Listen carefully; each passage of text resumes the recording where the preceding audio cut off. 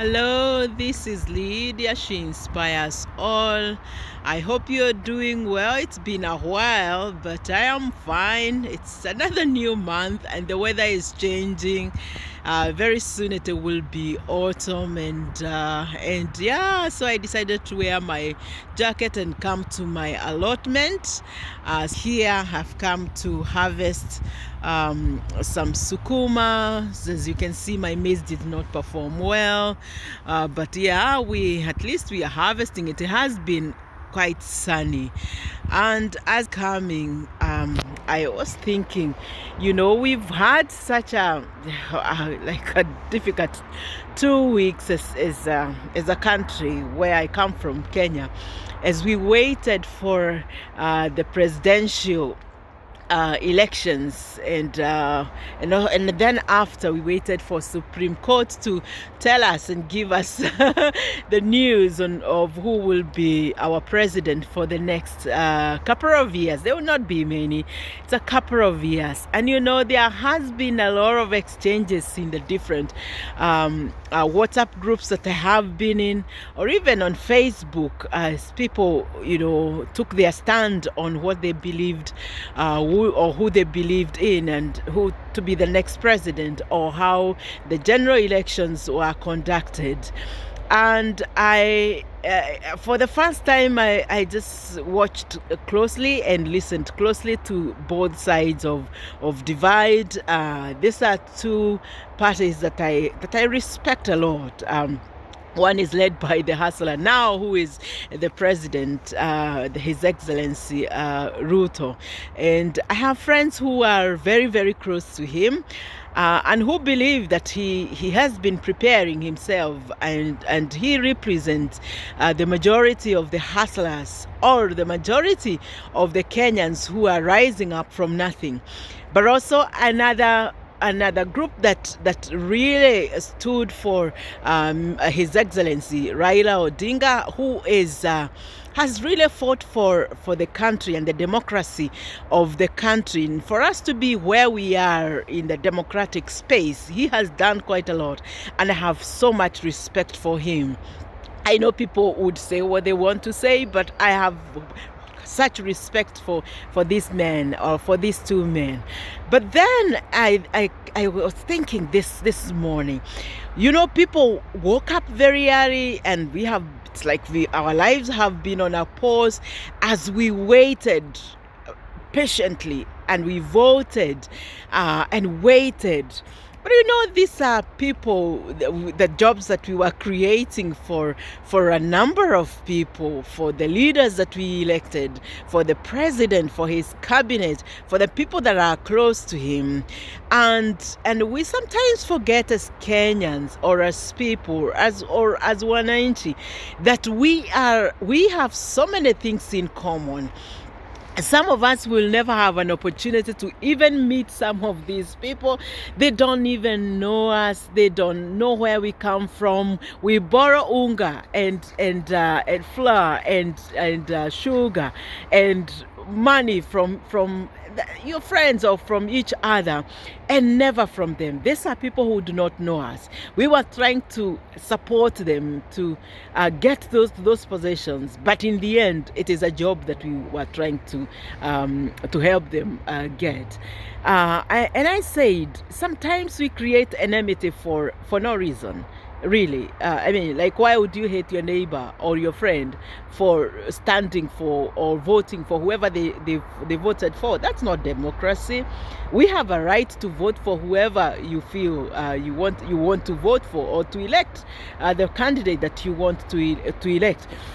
And for my Christian community as well. And I was shocked that we did not even support the Reverend, who we thought that we are Christians, and we support our own. And yet we did not support Mr. Reverend. I wonder why. But we kept condemning a few people, or a few politicians who are clear on their stand. I wonder why. But even then, when we pray to God and ask him for his will, why then do we turn around and get hurt when we do not get the answers or when we do not get a yes for the answers that we expected, or for the people that we expected. There were so many people who are hurt, and yet they prayed. They're saying they prayed. They prayed for the right candidate. They prayed to have the right president. They prayed to have the right leader. They prayed to have the right person.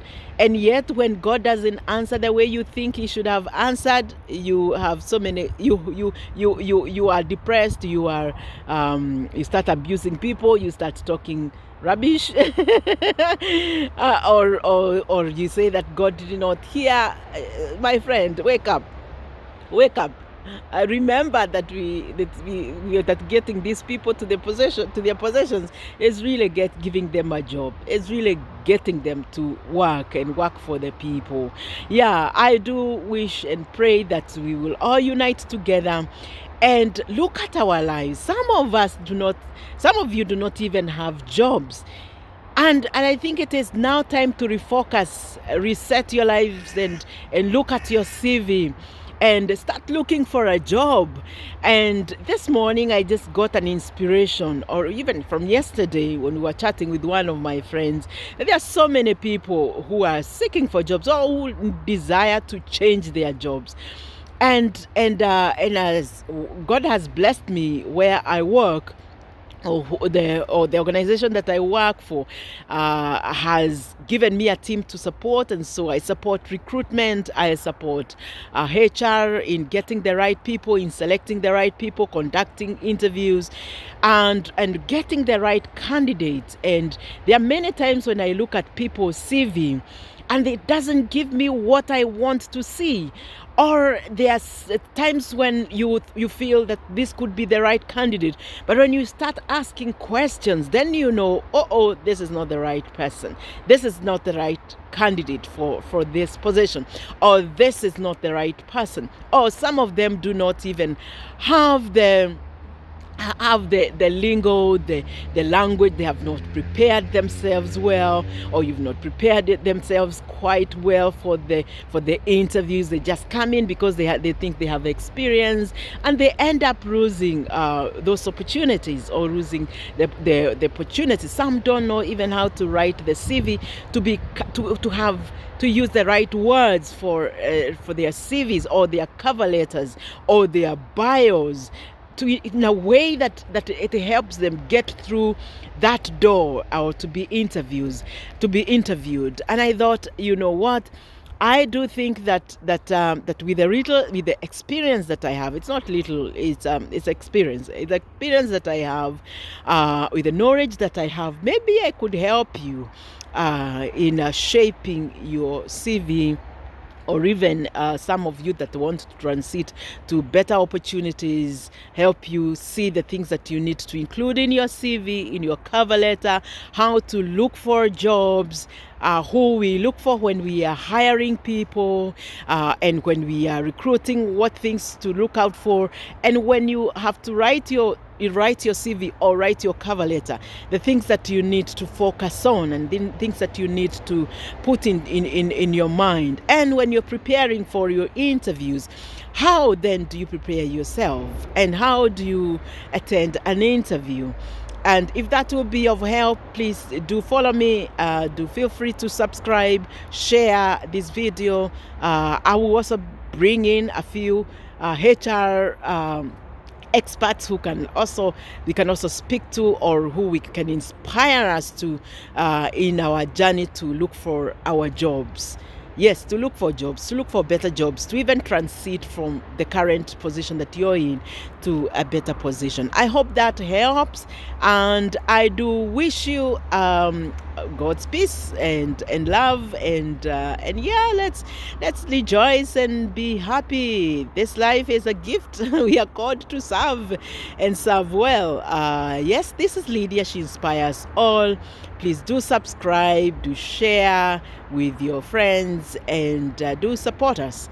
Thank you, and look out for the next video where I'll be going through some of the key questions that interviewers look for as we interview, or the recruiters look for and ask during interviews, and later how we structure our CVs. Okay? Have a lovely time. This is Lydia. She inspires all. Bye bye.